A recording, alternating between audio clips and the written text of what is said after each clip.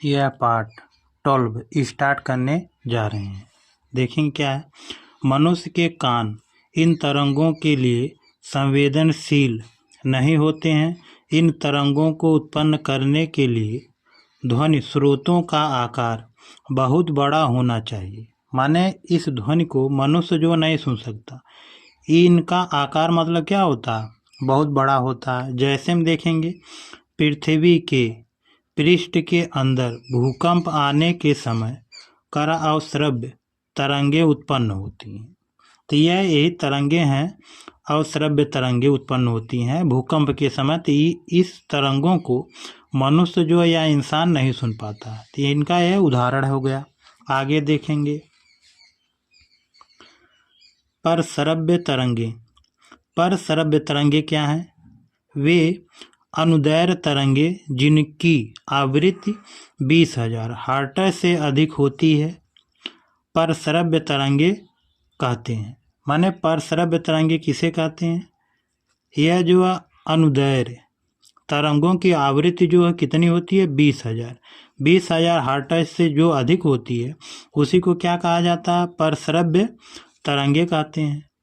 अब इनमें देखेंगे हम क्या। पहला पॉइंट इसमें देखेंगे करा अधिक आवृत्ति होने के कारण यह तरंगे मनुष्य को सुनाई नहीं देती हैं। अगर यह 20,000 हर्ट्ज से अधिक हो गई तो यह ध्वनि जो है मनुष्य को सुनाई नहीं देती है। आगे देखेंगे चमगादड़ 1,00,000 हर्ट्ज आवृत्ति तक की तरंगों को सुन सकती है। माने चमगादड़ जो क्या होती है कि 1,00,000 हर्ट्ज की आवृत्ति या तरंग हो तो उनको यह क्या कर सकती है? चमगादड़ सुन सकती है। आगे देखेंगे परश्रव्य तरंगों के उपयोग। माने परश्रव्य तरंगों के उपयोग, इनका उपयोग कहाँ किया जाता है? देखेंगे करा उद्योगों में करा परश्रव्य तरंगों का उपयोग वायुयान तथा घड़ी के पुर्जों की सफाई में, रेशमी तथा ऊनी कपड़ों की करा सफाई में भी होती है। माने कि इनका उपयोग कहाँ किया जाता है? वायुयान की जहाज़ों को मरम्मत करने के लिए, घड़ी के पुर्जों को सफाई करने के लिए और करा रेशमी तथा ऊनी कपड़ों की सफाई में भी इनका क्या किया जाता है? प्रयोग किया जाता है या उपयोग किया जाता है। समुद्र की गहराई ज्ञात करने व छिपे पदार्थों का पता लगाने में किया जाता है इनका प्रयोग परश्रव्य तरंगे का। देखेंगे आगे परश्रव्य तरंगों को समुद्र के करा ऊपरी तल से नीचे की ओर भेजी जाती है तथा वे समुद्र की तली से परावर्तित होकर वापस लौट आती है। इन तरंगों के करा नीचे जाने और वापस लौटने का समय माप लिया जाता है और जल में तरंगों का वेग ज्ञात होने पर समुद्र की गहराई ज्ञात की जा सकती है। इन तरंगों से समुद्र में डूबी हुई चट्टानों, मछलियों तथा पनडुब्बियों की स्थिति ज्ञात की जा सकती है। इन तरंगों के द्वारा करा उड़ती हुई वायुयान की पृथ्वी से ऊंचाई ज्ञात की जा सकती है।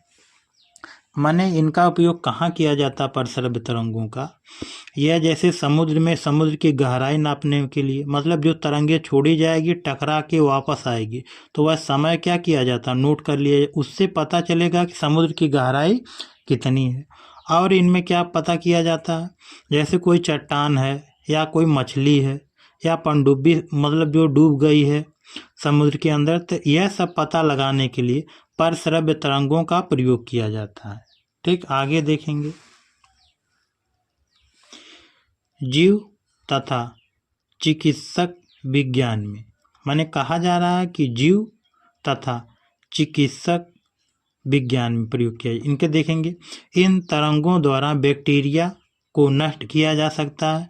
इनका उपयोग पेय पदार्थ जैसे दूध, जल आदि में उपस्थित हानिकारक जीवाणुओं को नष्ट करने में किया जा सकता है। गठिया रोग के उपचार तथा मस्तिष्क में करा ट्यूमर का पता लगाने में परश्रव्य तरंगों का उपयोग में लाई जाती है। माने कि यह जो है आपका जीव विज्ञान में, माने जीव तथा चिकित्सक विज्ञान में प्रयोग किया जाता है। तो इसका उपयोग कहाँ किया जाता है? परस्रव्य तरंगों की, जैसे बैक्टीरिया को मतलब क्या करने के लिए? नष्ट करने के लिए। और आपका इनमें है कि जैसे दूध है, जल है, इन सबको हानिकारक पदार्थों या जीवाणुओं को नष्ट करने में किया जाता है। और इनका गठिया रोग जिनको हो जाता है, यही परस्रव्य तरंगों द्वारा उनका उपचार किया जाता है या इलाज किया जाता है।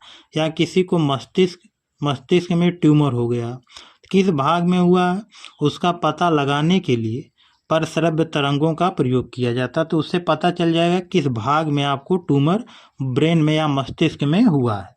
आगे देखेंगे कृषि में इनका उपयोग कहाँ किया जाता है? कुछ ऐसे छोटे छोटे पौधे हैं जिन पर परस्रव्य तरंग डालने पर वे तेजी से बढ़ते हैं।